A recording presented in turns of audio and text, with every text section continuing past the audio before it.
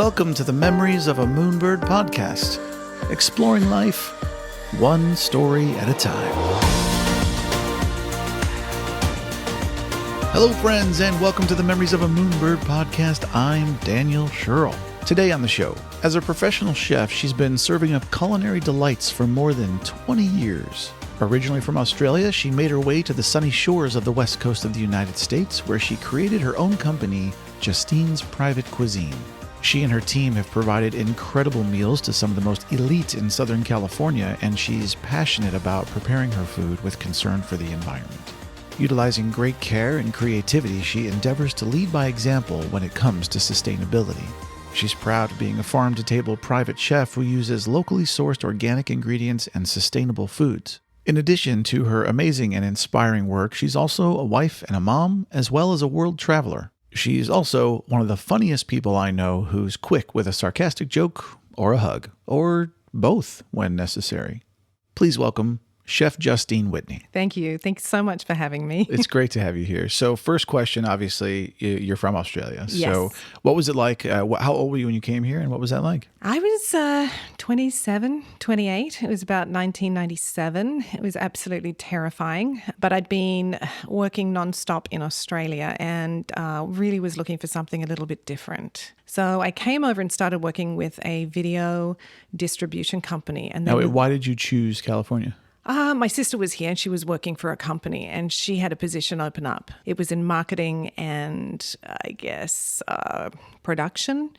And it was really one of the first reality TV companies, but they were selling reality TV on VHS. Wow, very cool. Back in the VHS days. That's cool. Back in the VHS days. And I remember they were selling, huge units of Cops Too Hot for TV. That was their moneymaker. But what was really funny was we were we were in Canoga Park, and, that's the porn capital of America.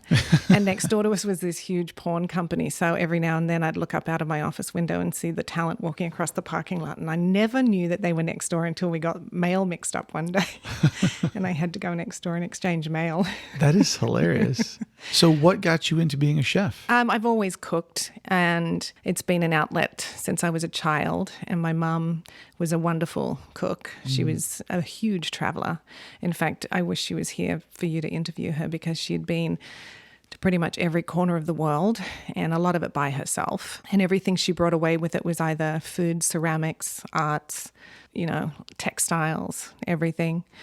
So Mum was a workaholic art craftsperson, and she would spend a lot of time. I was the third child, so I was the little one. And so I think to spend time with my mum, I would cook with her and clean in the kitchen and organize things. And I picked up a lot of cooking tips. Now, have you inherited some of the workaholic gene? Yes, but I think there's many different kinds of workaholics.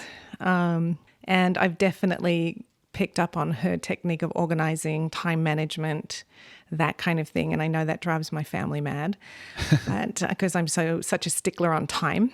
And my mum was a really great cook. My dad was a architect, so he was a draftsman. And he also raced cars. He had a historic Lotus collection. Oh, cool. And he started Club Lotus Australia back in the 70s. Wow. Yeah. As a chef, I'm curious, right off the top, we'll just go, what is your favorite cuisine? That is like asking you what your favorite movie is. I love everything, but I'm a real lover of fresh vegetables, fruits, fish, something that's sustainable, that that it's come from a good place and a good source. Well, that the question people always ask, if you had your last meal on earth, what would it be? Oh, it's so silly, but I'd probably have like a beautiful steamed bowl of brown coconut rice loaded with kimchi and a farm fresh egg. Now, that is the first time someone's given that answer. Usually it's really good for steak breakfast too. Mine would actually be Greek souvlaki with really good rice and now that you mentioned that, sitting down to hummus, falafel, tzatziki, tabbouleh, that kind of meal to me is really good as well. But I love that spicy kimchi and coconut rice together. Have you ever faced a culinary challenge of a particular cuisine that you thought, I don't know if I can make this? All the time. Yeah, give me an example. Well, pastry chefs, for example. I don't know how they do it. It's quite an incredible science. I think a lot of the time when I get contacted by new clients and they want something like in the past, now that I've done this for quite a few years, I've taught myself a lot of things, and through cooking classes abroad and just traveling, I've learned how to do certain things through research and R&D. But at the beginning, to start my business, I had to say yes to everything. So if somebody said, "Can you do this?" Of course I can do that. And then I would go off to the side and learn how to do it, and then go in and give it everything I had. So I'm not quite sure, like if somebody wanted me to go and do something molecular, I think that's really difficult. And I'm not a huge fan of it because I'm so into the fresh flavors, but some of that molecular gastronomy is quite fascinating. And I have played with it a little bit. I don't think the flavors are quite there, but there are chefs out there that execute beyond anybody's, thoughts. It's quite amazing what they do. Yeah, I did a job actually as a photographer in Portugal, where I was the director and photographer of the International Gourmet Food Festival in Portugal. What and it was a different thing. Yeah, it was a different Michelin star chef every night for 12 days. Oh, why didn't you have me come along as your assistant? I didn't know you Hello. then. I didn't know you. So a question, going back to your childhood a little bit, what was life like for you growing up in Australia? It was. I want to say you've raised a daughter here, so Yes. you must have an incredible comparison between these two countries. Massive. And it's funny because when I grew up in the 70s, and it was a wonderful decade, I guess, in Australia. We had a large amount of change politically, economically, socially. We'd had, and this is boring politics, but 23 years of the Liberal government in control, and we had the Australian Labor Party take control, and Gough Whitlam came in as the Prime Minister, and he did a lot of changes that were necessary for the little guy. They got rid of university tuition, which was wonderful, a lot more acceptance for Aboriginals in politics and the workforce, which was a necessary thing. So growing up there was just, for us, it was safe. It was a great community. Everybody ran around with barefoot, swimming down at the sea baths, riding bikes, not coming home till someone blew a whistle or, the street lights went out. Your parents didn't know where you were from 6 a.m. till 6 p.m. And how does that compare to your daughter growing up here in California? Completely the opposite. I used to walk to school. I used to get the bus to school. And I don't think Claire, now she's better. My daughter Claire, she's got driven everywhere. And 16, she got her license and then started driving herself. So as a graduate of high school, now she's moving to Australia to become a university student in January. And she's going to have to ride the public transport system and live on a budget. It's going to be great for her. But with that said, last year the two of us went off to Paris for a week, and she figured out, because she speaks French, figured out the system, and we went everywhere on the subway and got around quite easily. So I don't have a worry in the world. It's also a very different time, It's very juxtaposed. So it'll be interesting to see what happens when she gets there. So you mentioned Paris. It's one of my favorite cities on planet Earth. I know. It's wonderful. Do you like French cuisine? Are you kidding me? Everybody, if you go to Paris, you need to go and do a cooking class at Le Foodist in the Latin Quarter with Frederic. Oh my gosh. We had the best day. Yeah. Fantastic city. That's awesome. Where was the first place that you actually traveled outside of your home in your life as a kid or young adult? Internationally, it was Bali. Spent That bit is of time a in heck of a Bali. first big trip. It was, because you could still smoke on the airplanes. There was non-smoking I and smoking. remember those days. And it was ridiculous because you're inside of a tube and everyone smelled the cigarette smoke. Yeah. I remember we flew a specific Indonesian airline, and I remember them taking off, and there was people still standing putting their luggage away. So it wasn't exactly the safest airline. But I do remember, I think I was 16 at the time, and the food in Bali is pretty fantastic. And the nasi goreng and just the noodles and the soups and everything. I remember going in and eating the noodles with the fried egg on top. It was really good. Yummy. When did you actually discover that you liked to travel and said, I think I love this? I think just as a kid, because we grew up in a very kind of middle-class Australian society. Like everything was, my mum did everything on the smell of an oil rag, because she cooked everything from scratch. Everything was about saving money and how you utilize the dollar to its maximum. So when we did take a vacation, it was usually by road, and it was usually to a friend's holiday house, beach house, where they'd let us stay for free. So everything was done economically. I remember one year we rented a motorhome or motorhome type thing. And we packed up the dog and the family and went north to the beach. And the first thing I think that happened was going over the harbour bridge and through the toll gates, and we knocked the skylight off the top of it. And then a few hours later, up in the bush part of the trip, we let the dog out to go to the bathroom and it disappeared. Did you ever find it again?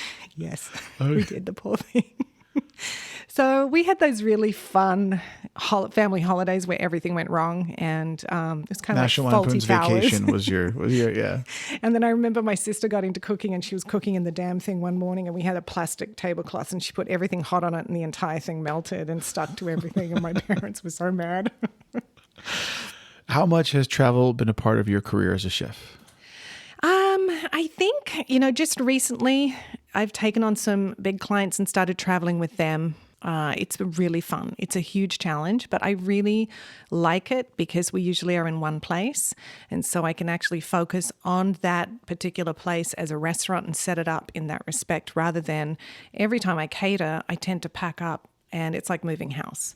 You go in, it's a huge production. You pack up, you transfer, you unpack, you set up, you do what you need to do, then you repack. And it's a pretty big job. So when you travel, you're in one place, and it's a much easier production. So what's the hardest part about being a chef overall? I think probably you've got to have a lot of stamina. And I think about some of the chefs that have worked with me. I have one gentleman who was with me for 10 years, and he's now approaching becoming executive chef down at Pelican Hill. And his hours are just absolutely ridiculous. And I just feel like they work such long hours. It's hot. It's hard work. It's heavy work. It's very much, you have to be strong. You have to have strong willpower, and you have to know what you're doing. So you have to be on all the time. I think that's probably the hardest thing. It takes a specific cut of person and a certain personality. And a lot of people, it breaks a lot of people. Think about some of those Michelin stars that have, taken their own lives because of the pressure. It's a very high pressure job. Do you want to do it until you retire? Yes, but when am I retiring? That's the question. Do you have a goal set in mind of what age you want to retire at? I don't, because I don't feel my age. At 51, I don't feel like I'm 51. I feel like I have a lot of energy. A lot of my close friends and family have always said that I've had a lot of energy. So I probably don't think there's going to be retirement in my sights. I do have some ideas about what I would like to do in my future, and it's not what I'm doing now. Do you want to tell us the secret of your future? I do have a little bit of a dream. I actually would like to eventually move back to Australia and maybe to the northern part of New South Wales and open a really cool destination cooking school, sustainable destination cooking school. I would happily come take classes at your school. Yeah, that and I would awesome. love to bring out like the chefs that I work with now and some of the people I've met with over the years, and bring them out and actually do 2-week stints with them doing classes and showing. Like I have my chef right now is the most amazing lady, Violet, and she's known as the tamale queen in Los Angeles, and she has the best tamales on the planet. I'm just going to put that out there. So where are some of your favorite places that you've traveled in the world? Okay, so I think probably first time, of course, going off to Bali when I was young. That was really fun and brand new. I actually was lucky enough to go around the world when I was 20, and we went into Southeast Asia. That was really fun. I do love going down to Mexico, believe it or not. I love going down to Punta Mita and up into Sayulita, because Sayulita has that kind of beach town vibe that Bali had decades ago, if that makes sense, with the dirt roads, but it's actually quite clean, and they really take good care of their animals, if that makes sense. That's great. And they've got a lot of rescue programs and stuff like that for animals, which actually, when you go there, it makes you feel really good that they're doing something about that. I like you said, I love going to Paris. Paris is great. And then again, Italy. Getting to eat your way around Italy, there's nothing better than that. We actually got to meet Massimo Bottura, who... Oh, that must have been insane, because he is quite the personality. And he is awesome. And his work with the autistic community is just nothing to shake a stick at. He's just so incredible with what he does with those kids.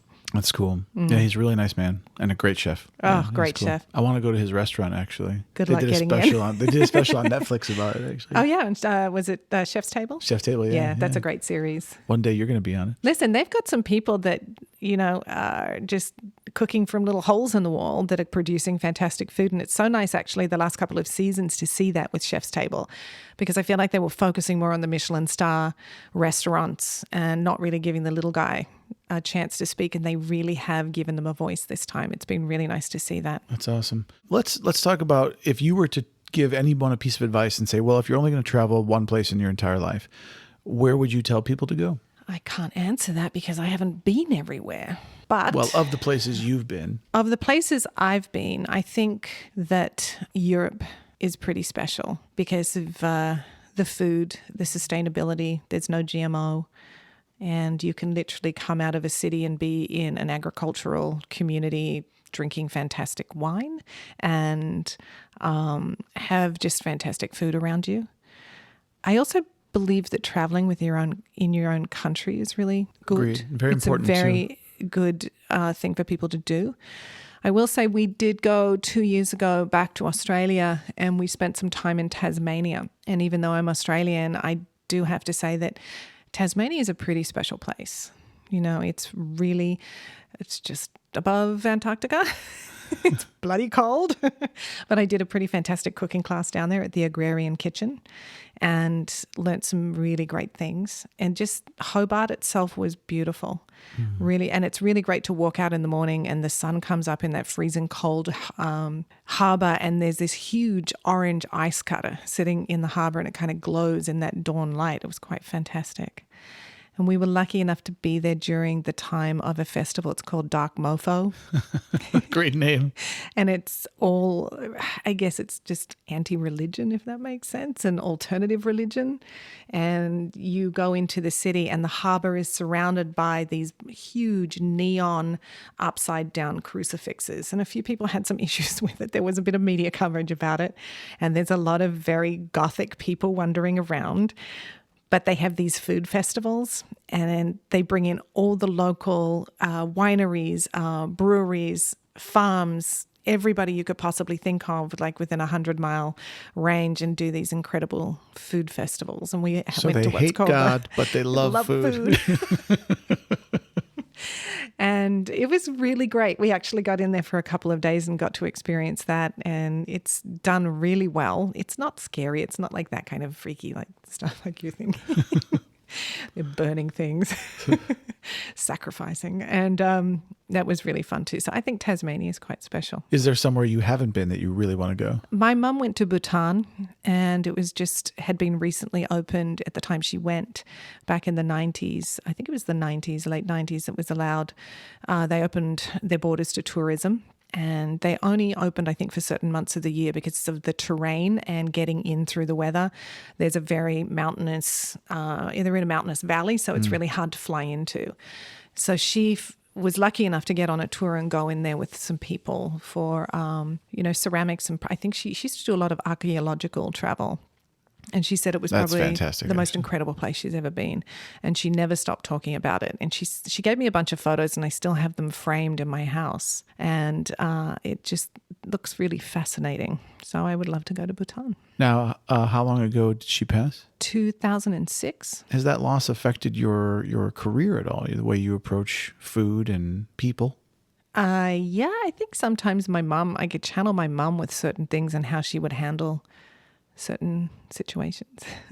Mum was very calm. She was really good at handling people. She never gossiped. She never talked badly really behind people's backs.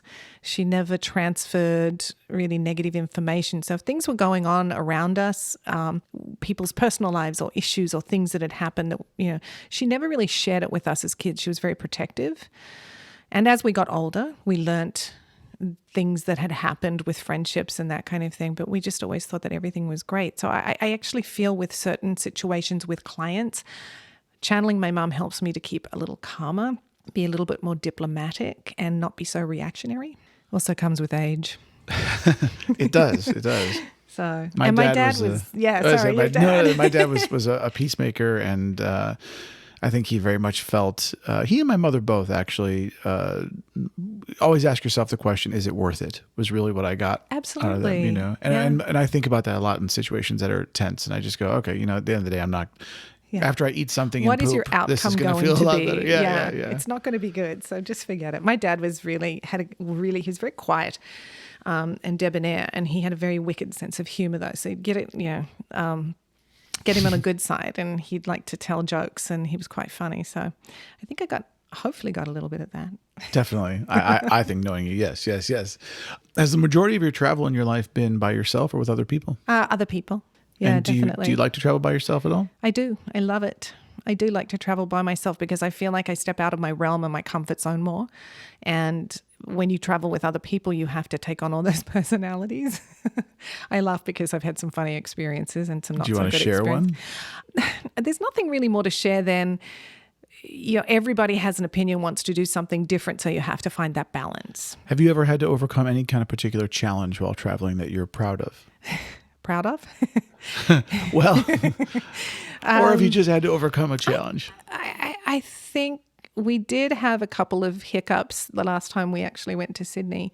We'd booked an Airbnb and we flew up from Tasmania, and there was 4 of us, and we booked a 2-bedroom Airbnb in Sydney, and the guy had double booked it out from under us. So we were a little upset about that. And then, so we booked another Airbnb, and that was a disaster. So, I think having the patience to deal with that when you had 2 teenagers that were exhausted and also a little demanding with you. But we figured that out. I think also the best thing to do when you travel is learn how to use the public transport system when you're there, because that's going to be a really good way to get around. So I think sometimes when you get stuck somewhere. Well, I was actually going to ask you what is one of your travel tips for people, but this is great. So by all means. I really believe in the public transport system. And now with all of the technology with your iPhones and your different phones that you have, you can actually just pull it up and you can see which bus, which train, or how long it's going to take you to walk somewhere. It's so easy. With the iPhone, I don't know about Android, but the iPhone, you can now use your thing as your transport pass. You can just go beep right at the thing and you can upload it and do that kind of thing. And I think tips for traveling, I will say that the best thing you can do with travel is pack light.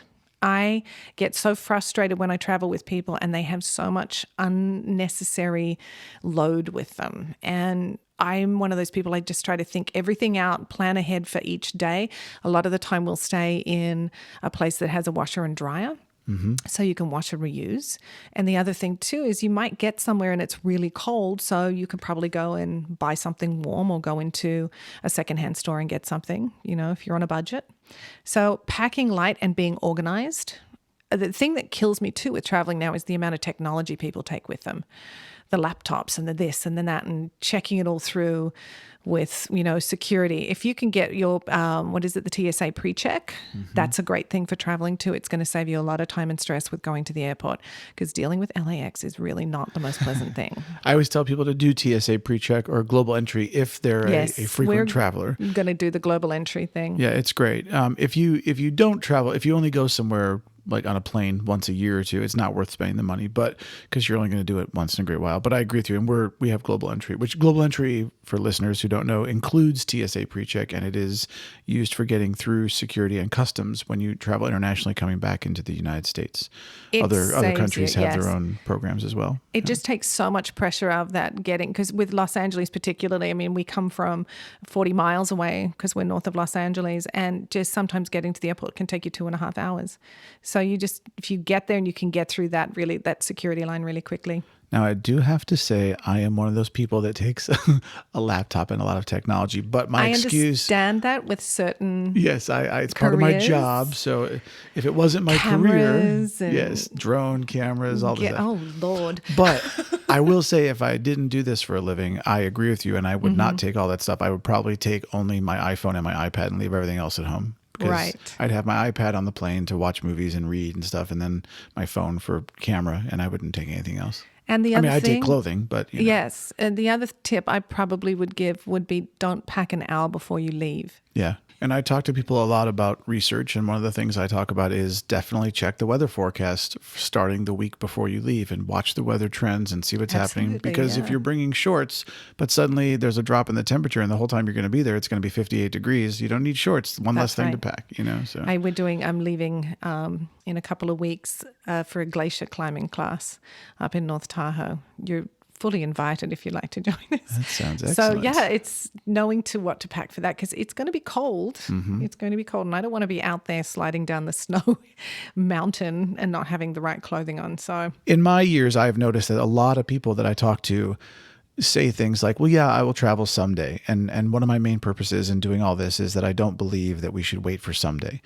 Why do you think, in your experience, that people fall into that trap? I think probably because of work. I think in this country we get so tied up with our careers and not being able to take vacations and money. I think that people think they're going to just keep saving and saving until they have that certain amount of money and they can take the time. And I think that people really believe eventually they're going to do it. So the best thing to do is to actually put a date on it. Looking back on your life, your 51 years of incredible experience, what kind of wisdom would you impart to other people about travel? I think given how travel has, moved into this fast-paced, anybody can do it, let's get from A to B as quickly as possible, I think that the best thing that you can do is just have patience. Respectful of your fellow passengers that you're traveling with, respectful of the people that are operating the aircrafts and whatever's going on wherever you're traveling, because we tend to be so impatient these days and it's all about me, and getting to my seat and stuffing that onboard bag on instead of checking it and holding up aircraft, that kind of thing. I've got friends that are flight attendants and they tell me horror stories all the time. Years ago, decades ago, we used to have such a different approach to traveling. It was just, you would dress well, you were polite. It was, just a completely different experience. But now it's just become such a rat race with travel. I actually talked about this in one of my posts where I did some math for people and I showed them some real life statistics that we take very much for granted. Airplanes, that you're leasing this space and people take it for granted. They feel like it's their living room. They don't appreciate that they're going at 600 miles an hour or whatever from A to B. And I told someone as an example, if you want to fly from New York to London, that is the only way to get from New York to London unless you're going to take a boat. And if you take a boat from New York to London and you're piloting it by yourself, that's a 2 to 3 week, or whatever it is. It's an extremely long, dangerous journey versus you just hop in this tube and 5 hours later you're in another country. Right. So I try to remind people of that yes, we live in a modern day and yes, there's all this technology and yes, we have this incredible way to travel, but be kind and be respectful and just try to be a better passenger. And think about the people that are, working on those aircrafts too. They're there for your safety. Mm-hmm. They're doing things for a reason. And yeah, we've experienced, my biggest pet peeve is when the flight lands and everybody jumps up out of their seats and, they have to be first off. It's like, just sit down. We're all going to the same place. Anyway, I will say I was very lucky when I was 19 and I was traveling around the world with my dad and my sister. He surprised us and we flew. So we went through Southeast Asia and then across to San Francisco, drove down Highway 1. It was in 1989. Then went across the US and we did some fantastic traveling, did a lot of stuff through Chicago, did a lot of the Frank Lloyd Wright stuff. It was really fun. But when we got to New York, he kept saying to us every time we got on the airplane, please dress well for the flight, be respectful. So we got to JFK to fly out to London and I looked up and he'd booked us on the Concorde. Wow. Yeah, so I got to experience supersonic and a 3-hour flight from New York to London. Did it feel any different than a regular flight? It was really small. It's 129 seats, very comfortable. And my dad, the backstory was he'd actually had some aunts that were very good to him and actually helped raise him. And he took them in and took care of them when they were elderly. So they left him a little bit of money. And he took all of that money and he decided to spend it on a trip around the world with his family. So he actually booked everything first class, and which was, are not really great for a 19-year-old to experience her first time traveling around the world, but it was pretty bloody fantastic. And so it was, because what was really special about it, and one of the reasons he did it, was it used to fly over Sydney every year, and on a Saturday at 4:00, it would pass over our house. The sonic boom. And the sonic boom would all wait for the sonic boom. And it was so exciting to see that we used to call it the broken nose, Yeah, the broken tilted nose down. was coming. And so to see it at the gate and knowing you were going to fly on that thing was just like mind blowing. And I'll never forget, speaking of flight attendants, I remember my sister and I had done an all-nighter in New York because it was such a fun town. And we got on the airplane and we just kind of looked a little disheveled, and they were handing out these beautiful gifts with, gift wrapped with bows and all this sort of thing. And he handed one to me and he looked at me and I said, "Thank you so much. What is this?" And he looked at me and he said, "Something, darling, I'm sure you'll never use." And I opened it and it was a business card holder.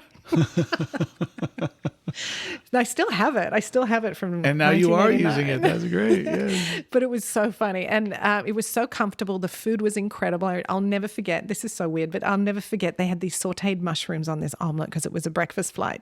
And it went straight up in the air and then flattened out after about an hour, and you're at 55,000 feet. And then you literally cruise along and the pilot comes on and he says, "Everybody pay attention to the front, and in 1, 2, 3 we're going to be supersonic." And then you felt a little kick in the back of your chair, and then he came back on and went, "Jolly good, you're supersonic." And then it just came down, like straight down, and landed, and we're in London. And did the actual flight when you were supersonic, did it feel any different than a commercial airliner today? No, it doesn't feel any different. The only thing was, I think that they used so much fuel in the process of flying those things. You could really smell it because they used to pump it, I think, backwards and forwards through the fuselage or something. So it had a really strong smell of the fuel. Interesting. Well, let's jump back to food for a second because you mentioned this incredible omelet. What is your favorite thing to cook? I like to follow the seasons. So the seasons tend to inspire me. And I think around this time I start to braise things. I like to braise things. So I'm not really much of a meat eater myself, and I tend to be plant-based during the week. But every now and then I will like to braise, a nice sustainable piece of lamb or pork or something, or even some organic chicken legs. So a good braise with, a really good root vegetable mash. That's And for always the good. listeners out there who don't know, what is the difference between a braise and, let's say, a saute? So a braise is when you take usually a pretty tough cut of meat that's going to take quite a few hours to cook, and what you're going to do is break it down in the cooking process to make it very tender. They usually have a lot more flavor. So you sear it in a little salt and pepper, well seasoned on both sides, and then you cover it with a liquid.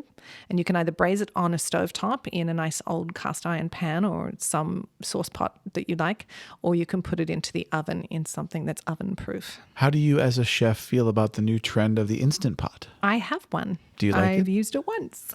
I love my Instant Do Pot. you? I do. But have you done like a little R&D where you do the flavor of 3 hours versus 50 minutes? Yes, actually. So I make a shredded chicken recipe and I make a chili, both which in my slow cooker take 8 hours or 8.5 hours. And they take 30 minutes or so in the Instant Pot, whatever it is. It's drastically shorter. And I compared the two side by side, and our friends could not tell the difference. I couldn't tell the difference. Wow. I'm Yeah. impressed because I do short ribs a lot.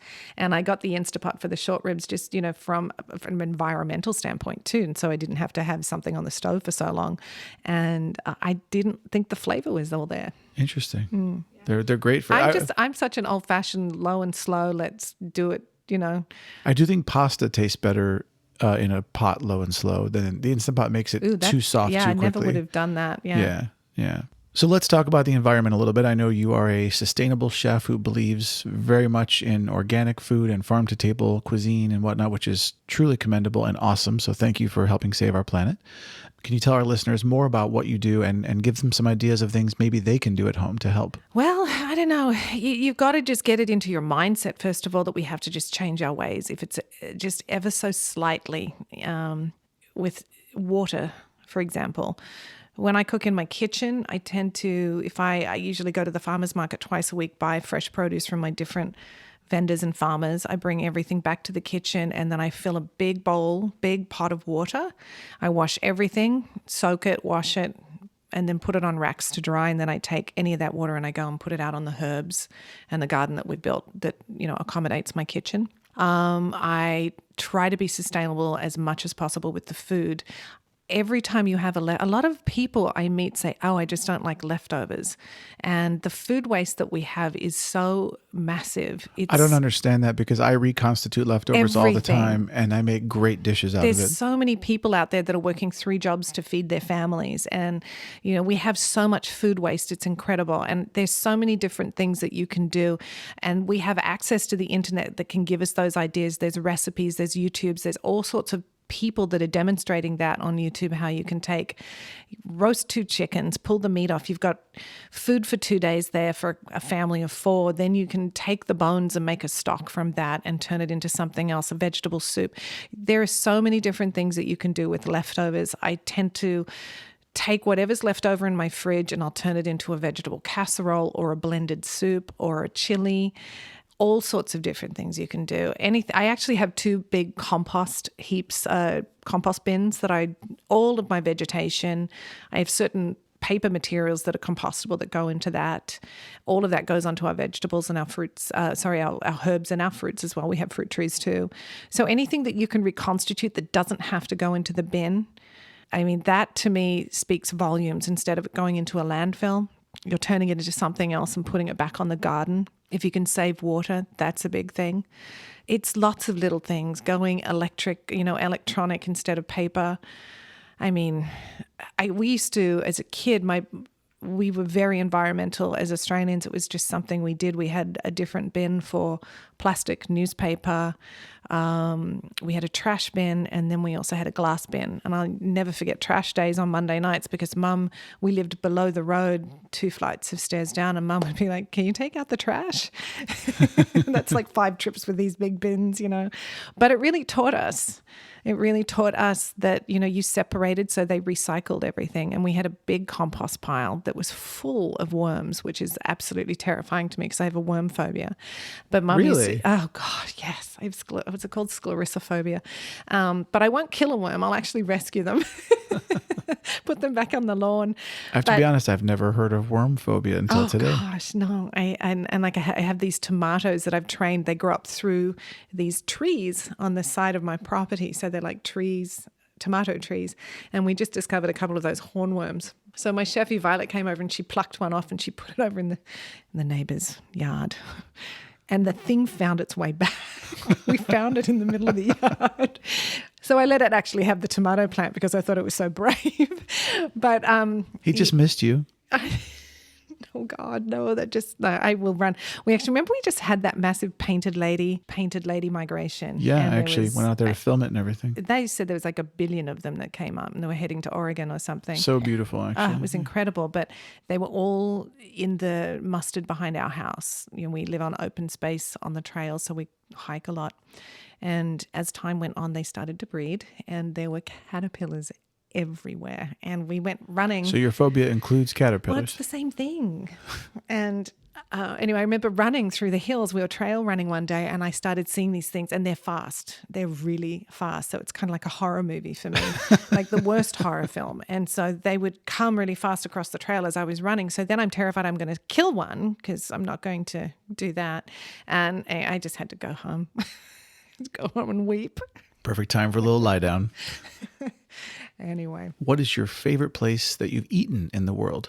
I think I was very lucky to take my family. We all went up to Atelier Kren in San Francisco, and we ate at Dominique Kren's restaurant. And she was so welcoming. We got to spend some time out the back with her. She showed us the kitchen and introduced us to all of her crew and everybody. My husband and I had a really fantastic experience. It was our last night in Italy, and we drove up to Bologna to fly out the next day, wandered into a restaurant and started chatting with the owner. And the next thing, it was just course after course of the most incredible local Italian food, along with his beautiful homemade wine. I also had another great experience in Italy where we got invited to a little village festival food festival and celebrating, I think, their local soccer team that had won some big tournament. And we had the most fantastic time sitting out in the middle of the street with just huge tables of food being carried in and a massive barbecue of all sorts of different things. So that was incredible too. It's not just the food, it's the surroundings, it's the environment, the people, the atmosphere. And I think there's so much that goes into that perfect meal. There's just so many of them. We have also had some pretty spectacular meals just in Australia because they've got such good food. And I remember your friend John mentioning his favorite restaurant was Rockpool down in the Rocks, Neil Perry's restaurant. Yes. And he created a fantastic restaurant there. I actually went there when I was 20 and it was fantastic. We had probably I don't exactly remember everything I ate, but I do remember having one of the most fantastic meals of my life there too. And Justine is talking about John Billingsley for my shameless plug back to episode 3 of the Memories of a Moonbird podcast. And it was a great episode. How do you feel about the Australian people versus Americans in general? Because like when we were in Sydney, I found the Australians to be so generous and kind and willing to just engage in conversation with strangers. We met some people sitting at the harbor across from the Opera House just having a late night meal, and they invited us over to share their table. And I was like, really? Okay. Oh, they probably just come out of the ballet or something. And it was great. Was it at the Oyster Bar? The one that's big and open and it sits across the Oyster Bar right there at the Opera House. That's so much fun there. And I met these two women, one who's an actor and the other one who works, I forgot what she does, but they introduced us to halloumi, which I'd never had before. Cheese. Oh my God, it's so good. We talked about that, remember? Yeah, I love it so much. I buy it now at the store. Yeah, you can get it locally, yeah. It's great. It's good stuff. For those of you who haven't had it, halloumi cheese, Halloumi, is a phenomenal cheese. If you're a cheese Middle person, Eastern cheese. Yeah, it's delicious. And usually used in Lebanese food. And you just fry it up and have it with some fresh watermelon. Oh. Basically, it's really low fat, so it has a really high. It's got a low melt value, I should say. So it's really resistant to high heat. So you can marinate it and then grill it, and it's delicious. And in Australia, we call it squeaky cheese because when the kids eat it, it squeaks against their teeth. Well, it makes my stomach happy. So I think to answer your question, are they different? I think Australians are just really welcoming. They do love people coming into the country and experiencing it because we are so isolated. It's nice to know that people are coming to visit. I know when I meet people and they go, "Oh, you're Australian." And I ask, have you been there before? When they say yes, there's a kind of excitement about, yes, I made it to Australia. Yeah. So we feel the same way when people come to visit Australia. We love to have those visitors and love to have, of course, good, good reports of it, I guess. We have great food. We have great beaches. We have great climbing, forests, the bushland. Hiking, national parks, everything. It's Blue incredible. Mountains. There's so much there, just like here. But I don't know. I think that the Australians are very open and very welcoming. The Blue Mountains is one of my favorite places on the planet. Three Sisters, yeah. I did a whole post on the website, actually. You did? Yeah, it's lovely. Yeah, it's, oh man, I just took my family there and we did have you ever done the 3,000 steps? No, but we stayed in Katoomba and we did do the thing, I think it's at Scenic World, where you go in the glass bottom. The Skytram? Skytram, yeah, and it's a glass bottom. That was awesome. Awesome. So my Nana lived right off of Echo Point. And we used to go up and visit, every other weekend. To drive up to Katoomba was a big deal because it was 2 hours. And when they didn't have a motorway in process, to get up there back then, they used to have the old hairpin bends up the mountain. So Mum used to flatten out the back of the station wagon, put blankets down, and we used to sleep on the way up. And to go to Katoomba was such a big deal. Now it takes an hour and a half on the motorway and it's nothing at all. It's great. If you go to Australia, go to Katoomba. It's awesome. Katoomba and Echo Point. I love to ask people, what's your whoopee? What's your one security blanket item that you always take with you whenever you travel, no matter what? It's easy, that question for me, because it's my pillow. I am a terrible sleeper. And when I travel, I think that's probably the worst part about travel is time zone change and making sure that you have enough sleep that you're able to enjoy every day when you travel. And so my pillow is my savior because then I could sleep on the floor. I could sleep on a couch. Now, is this a special childhood pillow? No, it's just what I'm used to, and I've had this pillow since I met my husband. It was his pillow and I stole it. And the beautiful thing about it is because of the way it's made, I can wash it and I can put it in the dryer. So it's not like it hasn't been washed in 21 years. So it's very clean and it's very comfortable, and it rolls up and goes in my suitcase, no problem. And then the other thing, of course, would be my sharp knives, because wherever I travel, we usually... Now, TSA might have a problem with you bringing those through I have security. a story about that in Paris, actually, going into the Louvre. No, I always put those into my onboard luggage, and I always write that I'm a chef and that I have knives, but because I've got some pretty good knives and they're pretty sharp. And sometimes I'll carry a stone with me as well, just in case, because we do go and stay in places where we're set for a week or two, and I will cook a lot. And I do like to cook wherever I travel. I like to go and buy from the local markets and go. So you're saying you take your knives wherever you travel? Anywhere I go. Not just for work or whatever? Everywhere, yeah. That's cool. Yeah, even if it's just sort of local trips, I'll take my knives. And if something goes down, you're prepared. Can always cook. So, Justine, if you were going to open a restaurant somewhere in the world, it doesn't matter, but you could only serve one dish, and this was like your specialty dish, what would your restaurant be called, and what would you serve? First of all, I'll never open a restaurant. Why? Because it has a 200% failure rate. Wow. That's so hard because I have so many favorite things on my menus. Nope, you got to choose one. I think probably my biggest seller is just a very simple dish. It's a salt and pepper prawn, and we used to eat them when we were kids. We'd go to dim sum, yum cha, for breakfast sometimes on Sundays, which is just so fantastic to go and do. And they have these salt and pepper prawns, or in Australia, it's mostly salt and pepper squid. And it's just fresh seafood and dusted with a light flour, salt, pepper coating, and then flash fried.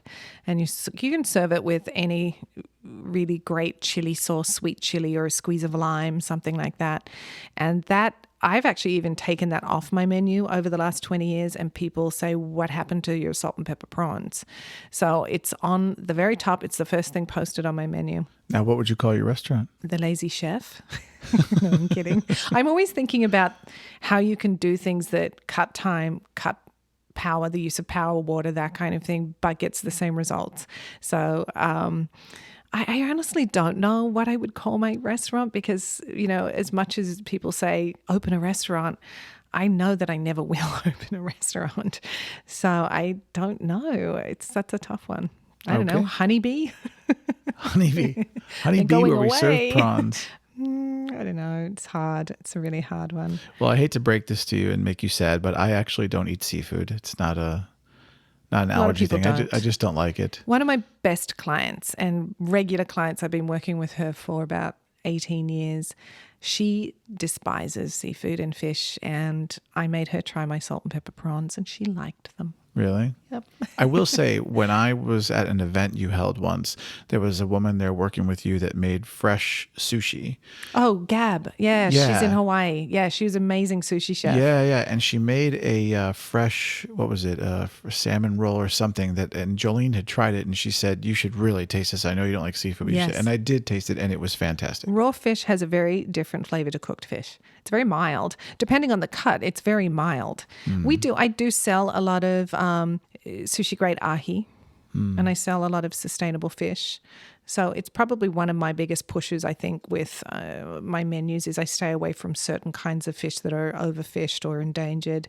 And I guess, just as a regular thing, everybody should keep up on the Dirty Dozen and regularly check the list of what's good and available and, what's actually not good at the time, because it changes continuously. And I think people should also be aware of how things are made and processed and try to do a little research. When we were in Scotland, we took a boat tour up in the Isle of Skye, and they took us past an actual Westeros?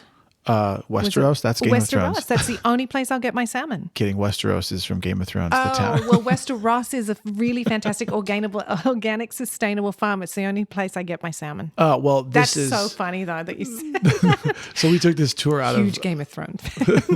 We took this boat tour, and they took us past an actual salmon farm where they have the big net that's going down into the water, and there's like way too many fish in this small contained space. That doesn't sound right, because the Westeros place, if you look it up, it's westeros.co.uk, and they actually have these massive pens and they only farm a certain amount of fish per year.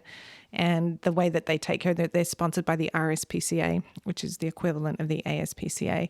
And their product is really quite fantastic. And they really do take care of the product.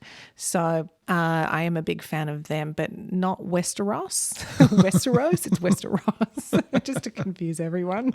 Is that 2 words? Westeros, I think it's 2 words, yeah.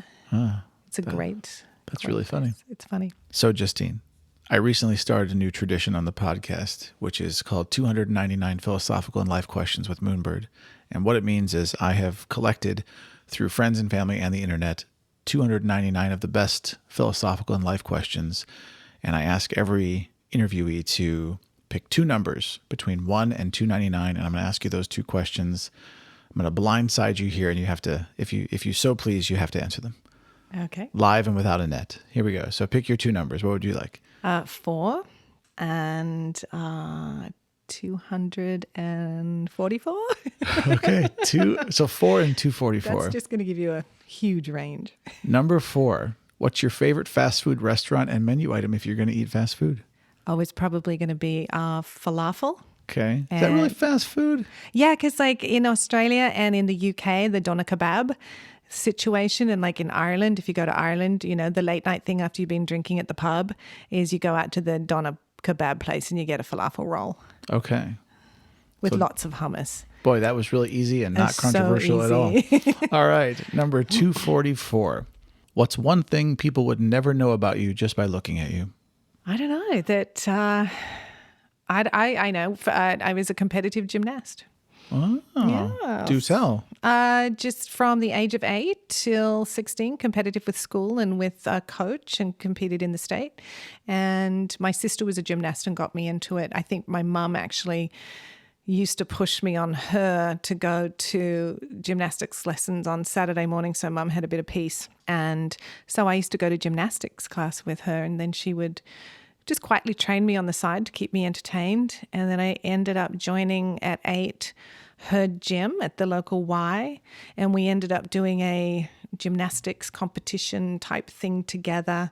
I was 8, she was 16, and she came first and I came second, and we both had these little matching trophies. Now, why did you stop doing it? I think I just got to an age where, you know, I was sort of getting a little more social, 16 years old, trying to get away from home a little bit more, and didn't really have the dedication. You also get to an age with gymnastics, if you're really going to go big time competitive, you really have to push, and it becomes a lifestyle that really wasn't my cup of tea. I know we had talked briefly about losing a parent, and I wanted to ask you, what do you feel is the most profound lesson you got from that experience? There's this sudden feeling. I think when I lost my mum, it was this such finality, and it happened so fast because she'd been diagnosed with colon cancer, but by the time they found it, it was in her liver, and she was gone within 9 months. I guess knowing that there was no more communication, and you couldn't just have a conversation with her. I couldn't ask her about food and recipes. I was lucky enough to get a couple of mum's old handwritten recipe books because she wrote everything by hand. And they're quite beautiful because she had an old electric stove, and sometimes she'd leave the stove on and put the book down, and so it's got some nice round black coil marks seared into it. It's quite endearing. And I think that it really changed our family dynamic, which was quite sad. And my mum was such a special person. Her travels were incredible. She went through every country, and she loved China. She loved going into Asia, and she loved the people. She did a lot of travel on her own because she really got to experience things, and she came out with some of the funniest stories. And she loved India. She loved Iran and the Middle East. She wasn't one to stay in a nice hotel or go to Paris or go to Rome or go to New York, whereas my dad was. He wanted to stay at the nicer places, and Mum's like, nope, let's just stay in a hut, you know. I remember a yurt. I remember we met Mum for a meal in Hong Kong in 1989. It was when the militia was there because of the whole changeover, you know, from British ruled back to Chinese rule, et cetera, and there was a lot of militia. It was kind of frightening as an Australian who'd never really travelled much before to go there and see all these military vehicles with, those automatic weapons on their backs, that kind of thing. Mum was in Tiananmen Square. She got evacuated, with that whole situation with the students, and she came down to Guangzhou, and then we met her in Hong Kong. And she was so sick because they threw all these tourists onto these trains and tried to get them out of the city. And she was so sick from the train travel. And I remember saying, let's go get a really nice meal. And Dad said, yep, let's go get a really nice meal over at the such and such a restaurant. And she turned around and there was a little tiny food stall and a couple of rats ran out from underneath it. And she said, nope, that's fine. Just over there is good. She was such a low budget traveler. And I think she learned so much from that. She brought so much of that into our lives. It was wonderful. I just miss her every single day. Growing up, I heard this phrase like, it hasn't been a day gone by where I haven't thought about them. And I used to think to myself, oh, come on, that's BS. Like, days go by where you don't think about them, whatever. But it's been over a year since I lost my dad, and there has not been a single day that I haven't thought about him. And it's really interesting how that changes, and they become a part of you in a way you never expected, And my dad also was a huge traveler, loved to travel, loved to see the world. And so, part of a great part of what I'm doing is in honor of him. That's really lovely. And I think that as we get older, we recognize our parents in us so much more. And every day there's little triggers, our behaviors, our reactions, what we do.